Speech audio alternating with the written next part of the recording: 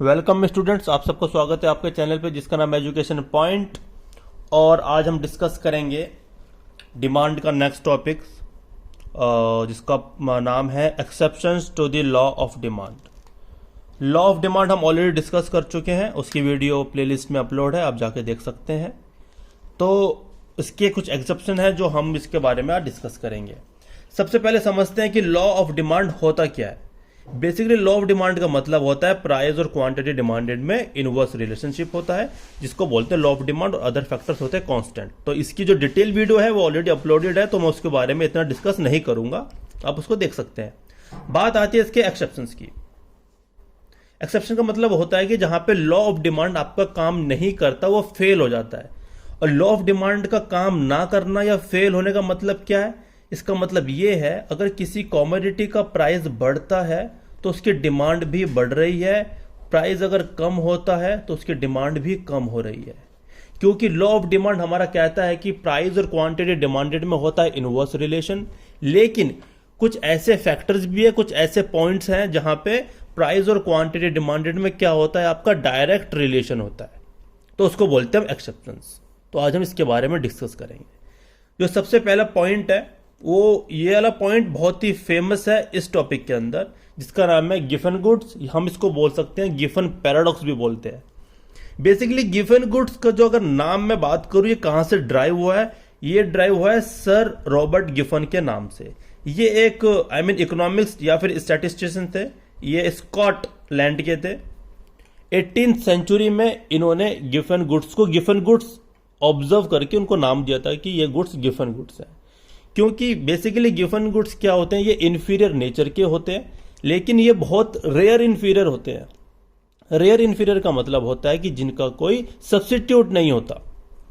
से for example अगर मैं बात करूं ब्रेड का कोई सब्स्टिट्यूट नहीं है, अगर उसका प्राइस बढ़ेगा तो डिमांड भी बढ़ेगी। तो इस केस में लॉ ऑफ डिमांड काम नहीं करता, इसको बोलते हैं गिवन गुड्स। दूसरा पॉइंट आता है आपका स्नॉब इफेक्ट या फिर स्टेटस सिंबल। इसका मतलब यह है कि कुछ गुड्स और कुछ कमोडिटी ऐसी होती हैं जिनका प्राइस ज्यादा होता है, लेकिन कंज्यूमर उनको बाय करते हैं क्योंकि वो अपना स्टेटस सिंबल बनाना चाहते हैं, या फिर उनको लगता है कि महंगी चीजें अच्छी होती हैं। जैसे कि आईफोन, अभी आईफोन जैसे 13 लॉन्च होगा, चाहे वो 1.5 लाख का हो, 2 लाख का हो, लोग खरीदेंगे उसको, क्योंकि उनको लगता है कि स्टेटस सिंबल है। तो प्राइस ज्यादा, डिमांड भी ज्यादा, direct relation, law of demand क्या हुआ? फेल हुआ। तो इसलिए ये क्या हुआ? इसका एक्सेप्शन हुआ। Third, emergency. इसको हम ऐसे समझते हैं जैसे कि आजकल चल रहा है कोरोना वायरस। अगर कोई कोरोना वायरस का पेशेंट है और उसको ऑक्सीजन की रिक्वायरमेंट है, अगर ऑक्सीजन का प्राइस कितना भी ज्यादा हो, वो उसको फिर भी खरीदेगा। इसका मतलब क्या हुआ कि ऑक्सीजन की प्राइस भी ज्यादा है और डिमांड भी ज्यादा है। और लॉ ऑफ डिमांड क्या कहता है कि प्राइस कम होने से डिमांड ज्यादा होनी चाहिए, लेकिन यहां पे क्या है, उल्टा हो रहा है कि प्राइस ज्यादा हो रहा है तो डिमांड भी ज्यादा हो रही है। तो यहां पे लॉ ऑफ डिमांड आपका क्या होता है? फेल होता है। इसलिए ये इसका क्या है? एक एक्सेप्शन है। Fourth point, necessity. देखो, नेसेसिटी और इमरजेंसी ये दोनों सेम नहीं है, अलग अलग है। नेसेसिटी की अगर मैं बात करूं कि कुछ गुड्स ऐसे होते हैं जो आपकी लाइफ के लिए नेसेसिटी होते हैं, जरूरी होते हैं, आपको चाहिए, जैसे कि सॉल्ट एक एग्जांपल है। अगर मैं सॉल्ट की बात करूं, अगर सॉल्ट का प्राइस कितना भी ज्यादा हो जाए, उसकी डिमांड ज्यादा होगी ही होगी। डिमांड उसकी होगी ही होगी, आई वुड से दैट। उसकी डिमांड कम नहीं हो सकती, ठीक है, क्योंकि आपकी नेसेसिटी के अंदर आ जाता है। क्योंकि जर्नली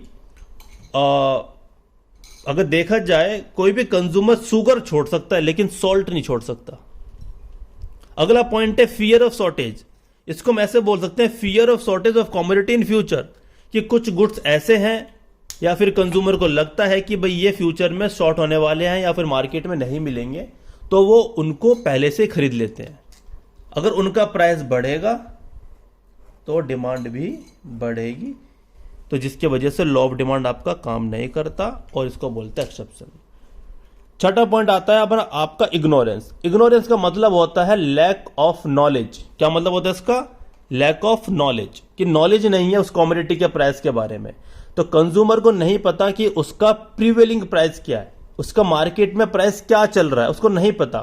तो वो उसी प्राइस पे खरीद लेगा जिस प्राइस पे सेलर उसको बेचेगा। हो सकता है वो प्राइस ज्यादा हो, तो इस केस में प्राइस अगर ज्यादा होगा तो डिमांड भी ज्यादा हो जाती है due to ignorance, due to lack of the knowledge of the current price market of the commodity by the consumer. इसको बोलता है इग्नोरेंस। तो इस केस के अंदर क्या होता है, लॉ ऑफ डिमांड के सारा ग्राफ उल्टा बनेगा। अगर मैं यहां पे डिमांड शेड्यूल की बात करूं, प्राइस, क्वांटिटी, 100, 200, 300, 30, 10, 20, 30, इसमें आपका प्राइस बढ़ रहा है। आपका प्राइस बढ़ रहा है तो क्वांटिटी डिमांड भी बढ़ रही है। तो इसमें आपका जो डिमांड कर्व बनेगा वो नेगेटिवली स्लोप्ड नहीं बनेगा, वो बनेगा आपका पॉजिटिवली स्लोप्ड। कैसा बनेगा आपका पॉजिटिव स्लोप। ये आपका क्वांटिटी, ये आपका आएगा प्राइस, ये हो जाएगा आपका 100, 200, 300,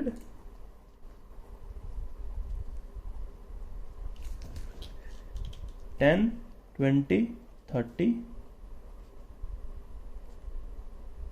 तो आपका ग्राफ कैसे बनेगा, ऐसे बनेगा डिमांड का। अब इसको ऐसे मिला सकते हैं यहां पे,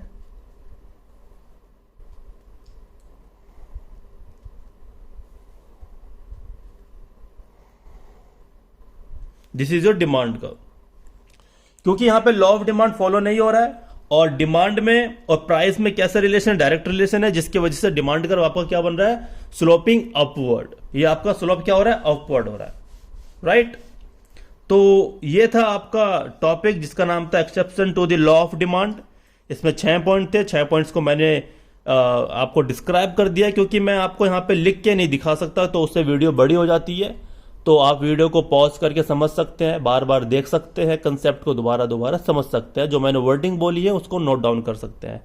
इन एनी केस आपको लगता है कि मुझे कोई पॉइंट या फिर कुछ स्टेटमेंट दोबारा रिपीट करनी है या फिर किसी पॉइंट को और अच्छे से समझाना है, तो आप डिस्क्रिप्शन में मुझे बता सकते हैं, इंस्टाग्राम पे फॉलो कर सकते हैं। धन्यवाद गाइस, ऐसे बने रहिए अपने चैनल के साथ जिसका नाम है एजुकेशन पॉइंट।